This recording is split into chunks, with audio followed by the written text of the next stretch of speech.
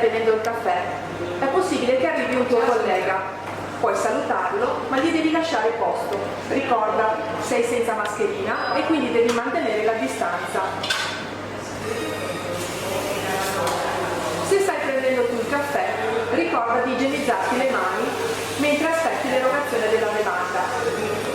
Prendi pure la macchinetta e scegliti ciò che vuoi bere. E fino a che la macchinetta prepara il tuo caffè, igienizzati le mani con la soluzione idroalcolica. Quando la bevanda è pronta, puoi ritirarla e berla. Per bere devi assolutamente togliere la mascherina. Ricorda di non toccare mai il tessuto della mascherina, ma di toglierla sempre a partire dai lacci che hai dietro le orecchie.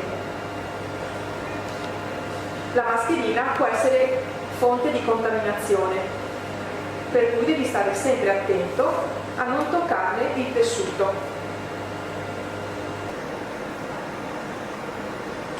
Quando hai finito di bere il caffè, butta come fai di solito il bicchiere e prima di rimetterti la mascherina ti igienizzi le mani.